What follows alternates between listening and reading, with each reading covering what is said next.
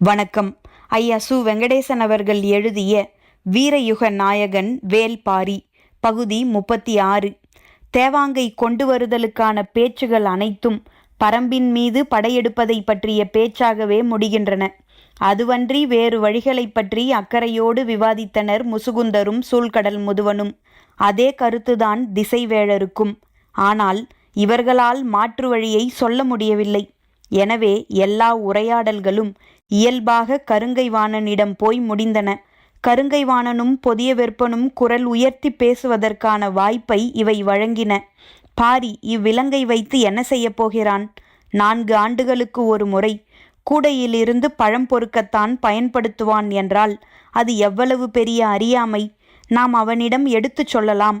இவ்விலங்கின் வலிமை கடலில்தான் இருக்கிறது. கடற்பயணத்தில் காற்றை வெல்லவும் கரையை சொல்லவும் ஆற்றல் கொண்ட ஒன்றை அதற்குரிய இடத்தில் பயன்படுத்துதலே முறை. இதனை உரியவர் மூலம் பாரியிடம் சொல்ல வைப்போம் என்று வாதிட்டார் முசுகுந்தர். உரியவர் என்றால் யார்? வழக்கம் போல அரசு அமைச்சர்களை அனுப்பாமல் பாரி பெரிதும் மதிக்கிற மனிதர்களை அனுப்பி வைப்போம். நீங்கள் யாரை சொல்கிறீர்கள்? கபிலர் போன்ற பெரும் புலவர்களை அனுப்பி பேசச் சொல்லலாம் என்கிறேன். பெரும்புலவர் கபிலர் எங்கிருக்கிறார் என்றே தெரியவில்லை. திருமணத்துக்கே இன்னும் வந்து சேரவில்லையே. அவரை எங்கே போய் தேடுவது? அது ஒன்றும் கடினமான செயல் அல்ல. நாம் நினைத்தால் அவரை கண்டடைந்து விடலாம். ஆனால் அதற்கு மாதக்கணக்கில் ஆகும். அதுவரை பொறுத்திருக்க முடியுமா? பேச்சின் போக்கு பொதிய வெற்பனுக்கு பிடிக்கவில்லை. உரையாடல்களை பெரும்பாலான நேரங்களில் உணர்வுகளே முடிவு செய்கின்றன. பொதிய வெற்பன் உணர்வின் கொந்தளிப்பில் இருந்தான். பொதுவாக திருமண காலங்களில் போர் தொடுத்தல் விரும்பத்தக்கதல்ல. ஆனால் இப்பொழுது உள்ள சூழல் இத்திருமணமே போரின் வாசலை வேகமாக திறந்து விடுவதாக இருக்கிறது. பேரரசர் குலசேகர பாண்டியனின் ஆற்றலே தன்னை சுற்றியுள்ளவர்கள் எவ்வளவு வலியுறுத்தி சொன்னாலும் அதன் உள்ளுண்மையை மட்டுமே கண்டுணரும் அறிவுதான். அதனால் பொதியவெற்பன் எவ்வளவு குரல் கொடுத்தும் அவர் ஏற்றுக்கொள்வதற்கான செய்திகள் கிடைக்காமலே இருந்தன. பொதியவெற்பன் சொன்னான், படைகளை பெருக்குதல், பிற வேந்தர்களை திரை செலுத்தச் செய்தல், பகைவரை அழித்தல், நிலப்பகுதியை மேன்மேலும் அதிகப்படுத்துதல், குடிகளை நன்கு காத்தல், இவைகளே அரச நியதி. இந்நியதியை நிலைநாட்டியே நமது முன்னோர்கள் இப்பேரரசை கட்டி எழுப்பினர். நாம் அவ்வழி செல்லுதலே முறை. பொதியவெற்பன் ஒரு வகையில் பேரரசரை சீண்டும் வேலையை தொடங்குகிறான் என தலைமை அமைச்சருக்கு புரிந்தது. ஆனால் பேரரசர் எடுக்க வேண்டிய முடிவில் தெளிவாக இருப்பார் என்று யாவருக்கும் தெரியும். அவர் உரையாடலின் தன்மையை கூர்ந்து கவனித்தபடி இருந்தார். திருமண விழா கொண்டாட்டம் பெருகியபடி இருந்தது. மணவிழாவின் மிக முக்கிய நிகழ்வான மலரணிதல் சடங்கு இன்னும் சில நாழிகைகளில் நடக்க இருக்கிறது. நமது மனநிலையை வேறு ஒன்று ஆட்சி செய்கிறது. இது ஓர் அரிய வாய்ப்பு. கடல் வணிகத்தில் பிற பேரரசுகளை வெல்லுவது மட்டுமல்ல, யவனர்களையே நம்மை கண்டு மிரளச் செய்யலாம். கிழக்கு கடலையும் மேற்கு கடலையும் நமது கப்பல்கள் ஆளும். அது நமது அரசியல் வலிமையை மேலும் பல மடங்கு அதிகப்படுத்தும். இதனை பிறர் அறியாமல் செய்யும் முறையே சிறந்தது. போர் தொடுத்தல் இக்காரணத்தை வெளிப்படுத்தும். அதன் இறுதி அழிவில் அவ்விலங்கினங்களே கூட அழிந்துவிடும் ஆபத்தும் உண்டு.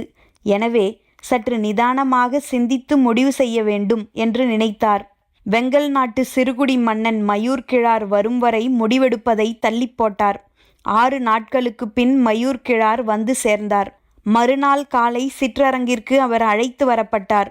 கையில் காராளி செய்த காமன் விளக்கோடு வந்தார். பேரரசரை பார்த்ததும் அதனை அவரிடம் கொடுத்து அதன் சிறப்பை சொல்ல வேண்டும் என்று விரும்பினார்.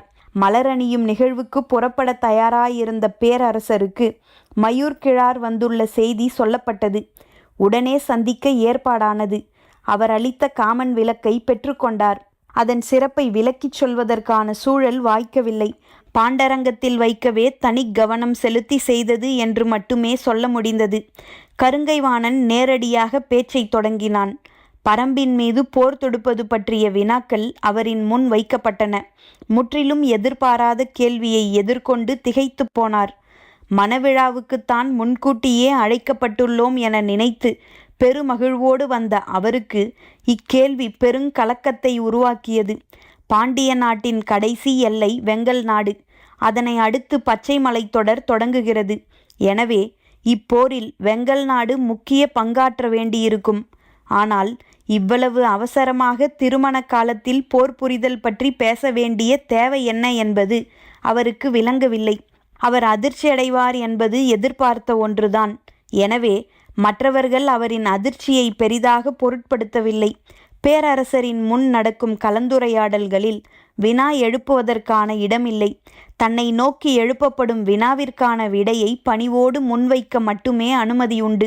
மயூர் கிழாருக்கு சூழல் பிடிபடவே நேரமானது. போரின் தேவை பற்றி தெரிந்து கொள்வது நமது வேலையல்ல.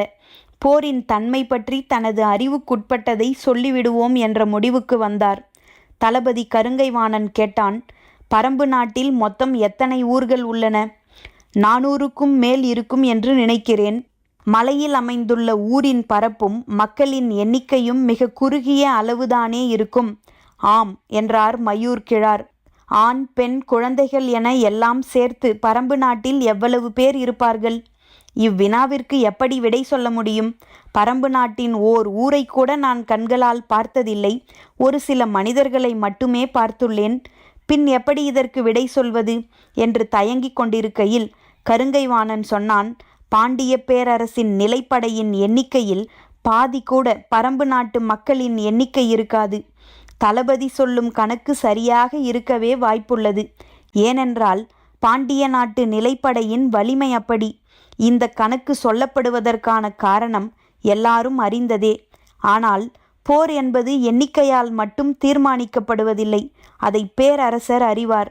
எனவேதான் தளபதியின் சொல்லை விட மயூர் கிழாரின் சொல்லை அவர் மிக கூர்மையாக கவனித்து வந்தார். மிக உறுதியாக முன்வைக்கப்படும் தளபதியின் வார்த்தையை எதிர்கொள்ள முடியாமல் அமைதி காத்தது அவை.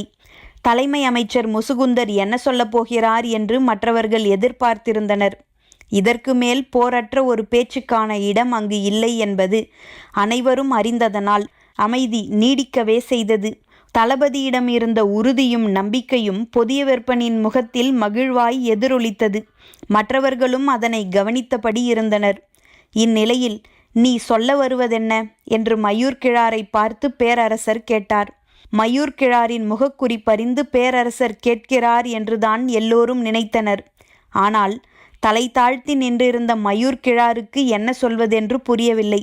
ஆனால் தான் எதையோ சொல்ல வேண்டுமென்று பேரரசர் விரும்புகிறார் என்பது மட்டும் புரிந்தது. சின்ன செருமலோடு பேசத் தொடங்கினார் மயூர் கிழார். நான் நேற்று வந்ததில் இருந்து பலவற்றையும் தெரிந்து கொண்டேன். என் மகன் இளமருதன் சற்றே பதற்றத்தில் இருந்தான்.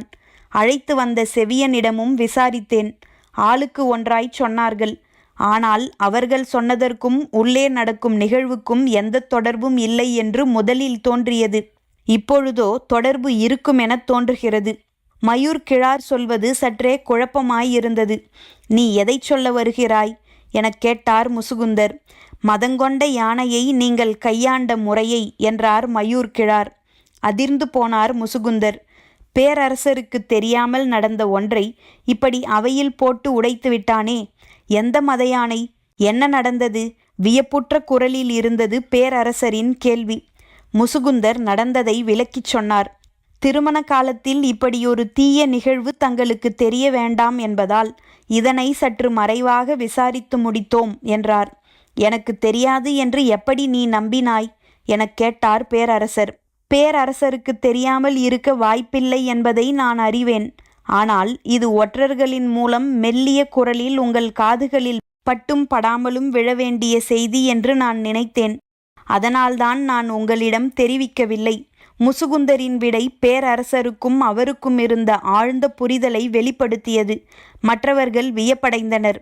இதனை நினைவுபடுத்தியதன் மூலம் மயூர் கிழார் சொல்ல வரும் செய்தி என்ன என்பதுதான் முசுகுந்தருக்கு பிடிபடாமல் இருந்தது. மயூர் கிழார் கேட்டார், எத்தனை வீரர்கள் கொண்டு அந்த மத யானையை மறிக்கச் செய்தீர்கள்? வீரர்கள் எண்ணற்றோர் முன்னும் பின்னுமாக ஆயுதங்களோடு சென்றனர். ஆனால் யாராலும் நெருங்க முடியவில்லை. அல்லங்கீரன் யானைகளின் குணங்களை கண்டறிவதில் தேர்ந்தவன். அவன்தான் இதற்கெனவே பயிற்சி பெற்ற 4 யானைகளை கொண்டு மோதி அதனை வீழ்த்தினான் என்றார் முசுகுந்தர்.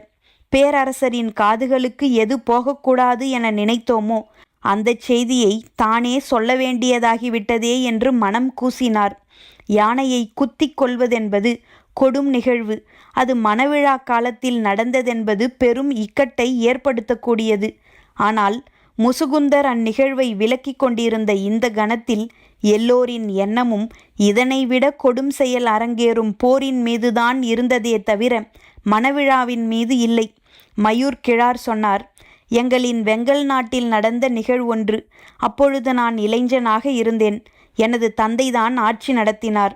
நாட்டின் தலைநகர் இப்பொழுது இருக்கும் இடத்தில் கிடையாது, பச்சைமலையின் அடிவாரத்தில் இருந்தது.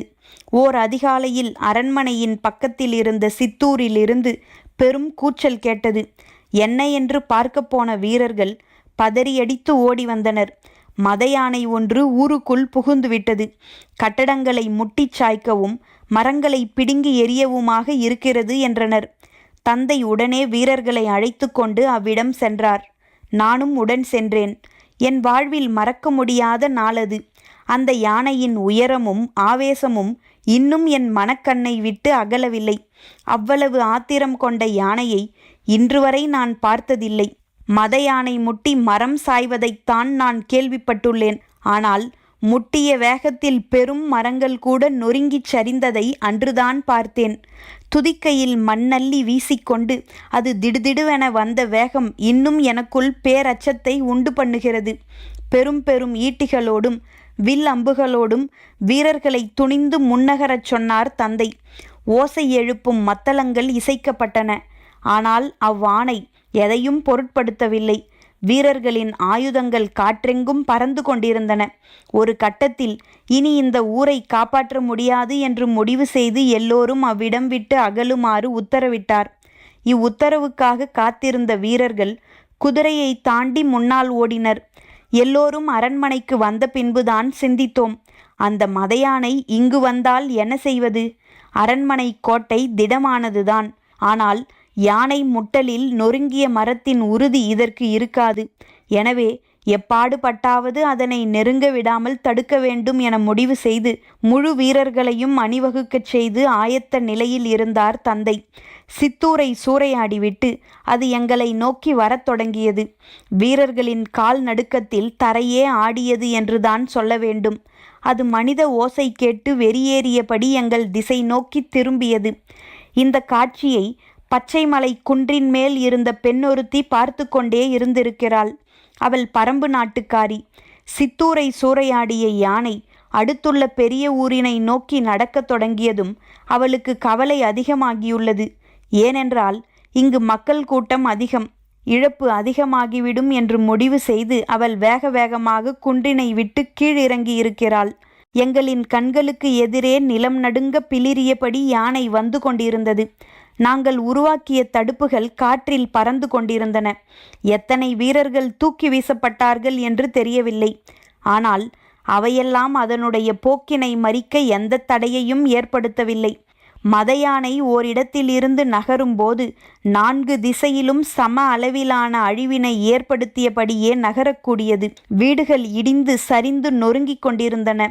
ஒரு கட்டத்திற்கு பின் நாய்கள் குறைப்பொலியை முழுமுற்றாக நிறுத்தின. அதன்பின் எங்களின் அச்சம் பல மடங்கு அதிகமானது. நாங்கள் அரண்மனைக்குள் நுழைந்து கோட்டை கதவினை தாழிட்டோம். அதன் வேகத்துக்கு ஈடு கொடுக்கக்கூடிய வலிமை இங்குள்ள எந்த கட்டுமானத்துக்கும் இல்லை என்பதை எல்லோரும் உணர்ந்தோம். ஆனாலும் அரண்மனைக்குள் அண்டுவதை தவிர வேறு வழியில்லை. நான் கோட்டையின் மேலேறி தந்தையின் அருகில் நின்று பார்த்தேன். செம்மண் குலைத்து கட்டப்பட்ட கோட்டை சுவர் அதன் கண்களை உறுத்துவதாக இருந்திருக்க வேண்டும். அது வேகமாக கோட்டையை நோக்கி வந்து கொண்டிருந்தது. மேலிருந்து பார்த்து கொண்டிருந்தவர்களின் கூக்குரல் வானம் தொட்டது.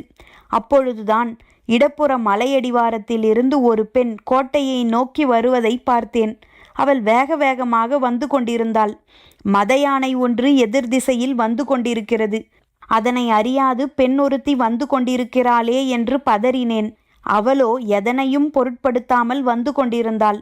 தனது குழந்தையை பின்புறம் முதுகோடு சேர்த்து மேல் துணியால் கட்டியிருந்ததும் தெரிந்தது.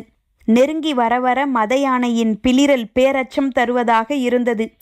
என்ன நடக்கப் போகிறதோ என்ற அச்சத்தால் நாங்கள் உறைந்து போயிருந்தோம். ஆனால் எவ்வித அச்ச உணர்வுமின்றி அவள் எதிரில் நடந்து வந்து கொண்டிருந்தாள். முதுகுப்புறம் இருந்த குழந்தை அழுதிருக்க வேண்டும்.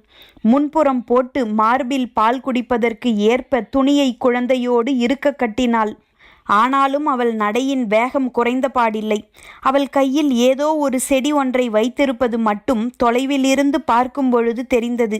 அவள் அரண்மனை வாசல் நோக்கி உதவி கேட்டு வருகிறாள் என்றுதான் முதலில் நினைத்தேன். அவளோ இப்பக்கம் வராமல் மத யானை வந்து கொண்டிருக்கும் திசை நோக்கி போனாள். மேலே இருந்து பார்த்து கொண்டிருந்த எங்களால் அக்காட்சியை நம்பவே முடியவில்லை. என்ன ஆனது இந்த பெண்ணுக்கு? தன்னந்தனியாக மத யானையை நோக்கி போகிறாளே என்று அஞ்சினோம். பெரும் படையையே சிதறடித்த வெறிகொண்ட அந்த யானையை நோக்கி சிறிதும் அச்சமின்றி அவள் போய்க் கொண்டிருந்தாள். ஏதோ நடக்கப் போகிறது என்பது மட்டும் எங்களுக்கு தெரிந்தது. நாங்கள் இமைக்காமல் பார்த்து கொண்டிருந்தோம். அவள் கைகளில் இருந்த செடியை நீட்டியபடி மத யானையை நெருங்கிக் கொண்டிருந்தாள். அவளின் வேகம் அதிகமானபடி இருந்தது. மத யானையின் வேகம் குறைவது போல் இருந்தது. நாங்கள் உற்று பார்த்து கொண்டிருந்தோம். அதன் பிறகு நடந்தவைகளை எங்கள் வாழ்நாளில் மறக்க முடியாது. அத்தனை 100 வீரர்களை வீசி எறிந்து குத்தீட்டிகளையும் வேல் கம்புகளையும் சிதறடித்து எதிரில் பட்டதையெல்லாம் முட்டித்தள்ளி மண்ணோடு மண்ணாக்கிய அந்த மத யானை மேய்ப்பனின் முன் பணியும் கிடையாடு போல அவளின் சொல் கேட்டு பணிந்தது. அந்த இலையின் வாசனையை நுகர நுகர அதன் மதம் ஒடுங்கி பின்னகரத் தொடங்கியது. அவள் தன்னந்தனியாக சிறு குச்சியை கொண்டு விரட்டுவதைப் போல யானையை விரட்டி கொண்டு மலையிலே ஏற்றிவிட்டாள். எங்களின் உயிரச்சம் களைய நீண்ட பொழுதானது.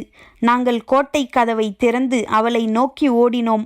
அவள் மலைக்குள் போவதற்குள் அவளை சென்றடைந்தோம். பால் குடித்து முடித்த குழந்தையை பின் தோளிலே போட்டாள். எனது தந்தை கண்ணீர் மல்க அவளை வணங்கினார். பல 100 பேரின் உயிர் காத்த தேவி நீ என்றார். அவள் மறுமொழி ஏதும் சொல்லவில்லை. அவள் கையில் இருந்தது கரந்தை செடி என்பது மட்டும் தெரிந்தது. ஆனால் கரந்தையில் எண்ணற்ற வகையுண்டு. அது எந்த வகை கரந்தை என்பது இன்று வரை எனக்கு தெரியவில்லை. அந்த சூழலில் அவளிடம் அதனை கேட்கவும் முடியாது. கேட்டாலும் பரம்பின் மக்கள் பகிர்ந்து கொள்ள மாட்டார்கள் என்பது தெரியும். எங்களை காத்தருளிய அவளுக்கு ஏதாவது செய்ய வேண்டும் என்று தந்தை துடித்தார். அவள் எதனையும் ஏற்றுக்கொள்ளவில்லை. எங்களின் உயிரை காப்பாற்றிய அவளின் காலடியில் பணிந்து பரம்புக்கும் பரம்பின் மக்களுக்கும் எதிராக சிறு தீங்கும் நாங்கள் என்றும் செய்ய மாட்டோம் என்றார் தந்தை.